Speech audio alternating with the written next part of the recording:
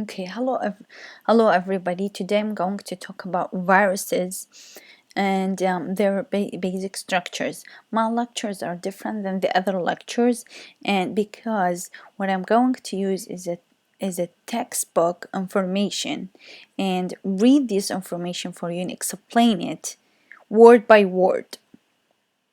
First of all, size and shape of viruses. Follow the arrows, please. So size and shape of viruses. Viruses range from 20 to 300 nanometer in diameter. This corresponds roughly to a range of size from that of the largest protein. So the largest protein will go 20 nanometer to the smallest cell. The smallest cell in the body is 300 nanometer. Their shapes are frequently referred to as it would be spheres, rods, or bricks. However, in the reality and understanding viruses, their structures are more complex where they form geometry. Now we would know how they form the geometry in the next following sentences. The shape of viruses particle is determined by the arrangement of the repeating units that form the protein coat capsid of viruses. Now the capsid, which is the external protein that's coating the genetic material of viruses, because it's a repeating unit, it's forming the geometry. So putting a unit beside another unit, we are forming a repeating unit, and that's why the shape of the viruses are basically geometrically asymmetry. Moving on to nucleic acid of viruses. Viruses would have nucleic acid genome. If I say genome or a nucleic acid, both are the same word and interchangeably used. Is located internally and can be either be attentive to the word either. When I say either, that means one of them, and I cannot have two. So single or double. So either one single or double DNA. Or, and here we have another word, or single or double-stranded RNA. So we can have either DNA or an RNA. The DNA can be single or double. The RNA can be single or double.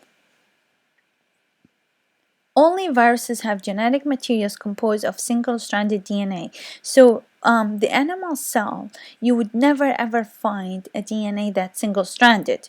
However, you can find that in viruses or of a single-stranded or double-stranded RNA. Now, double-stranded RNA, you would never find double-stranded RNA in animal cells or a plant cell. However, that was found in viruses. The nucleic acid can be either linear or circular. The DNA is always a single molecule. Now, in viruses, DNA can be one single unit. However, the RNA can exist in either a single unit or a multiple units. For example, both influenza viruses and rotaviruses have a segmented RNA. So the RNA are segments chopped into pieces. Almost all viruses contain only a single copy of their genome, which is called haploid.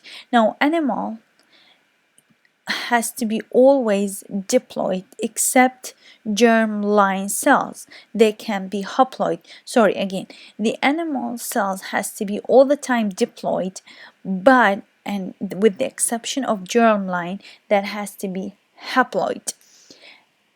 Plant cell can be diploid or triploid. The exception is retroviruses family, whose members have two copies of their RNA genome and now considered in their genomic as a diploid.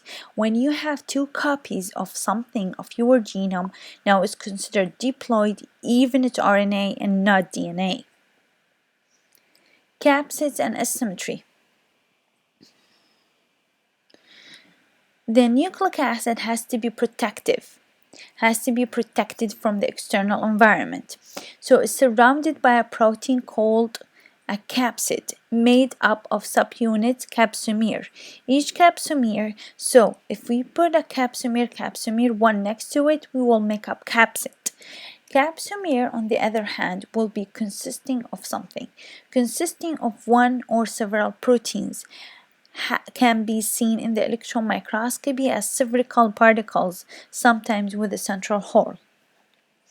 The structure composed of the nucleic, the structure of the composed of the nucleic genomes and the capsid protein is called nucleocapsids. Now, what do they mean? That means the sentences means in nucleic acid plus capsid, we would have a structure called nucleocapsid. Nucleo refers to the nucleic acid, and capsid refers to the cap, which is the external protein covering up the genomic material. The arrangement of capsomeres gives the virus structure its geometric symmetry. Viral nucleocapsid have two forms of symmetry. Now, because we have nucleocapsids that are arranged into small units, one next to the other, we can have two geometry.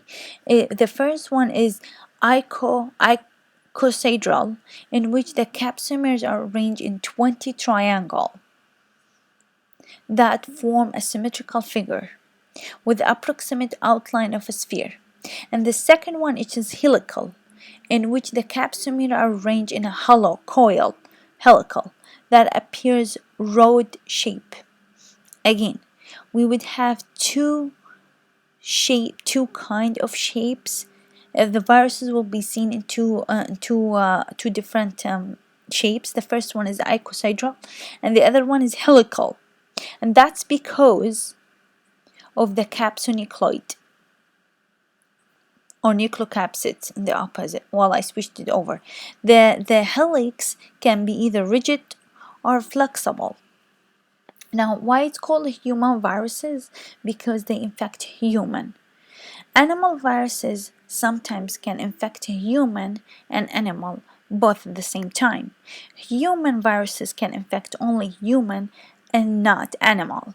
That have a helical nucleocapsid are enclosed by an outer membrane called an envelope. So be careful. Only human viruses would have an envelope, and it's called enveloped viruses. Viruses that have an icosahedral nucleocapsid can be either enveloped or naked. The advantage of building the virus's biological from identical protein subunit is, so why do we have the viruses build it up in a geometry shape that's very symmetrical in all direction?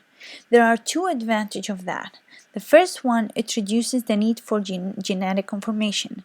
So the viruses do not need a lot of genetic information to build itself. Every subunit just similar to itself, to the neighboring one, and so on. It promotes self-assembly. That's the second advantage. So no enzyme or energy is required. That means the viruses can replicate or multiply in hours from one virus or one viron to hundreds of virons, just because they need no enzyme and no energy. In fact, if the energy is required, that means the time for the viruses to replicate gets longer and longer. In fact, functional viruses particles have been assembled in the test tube by combining the purified nucleic acids with the purified protein in the absence of cells, energy source, and enzyme. So that's again a proof why the viruses are in a symmetrical shape. And that's very, very important to remember. Now, moving into more information and more details about viruses, please follow up in the next lecture.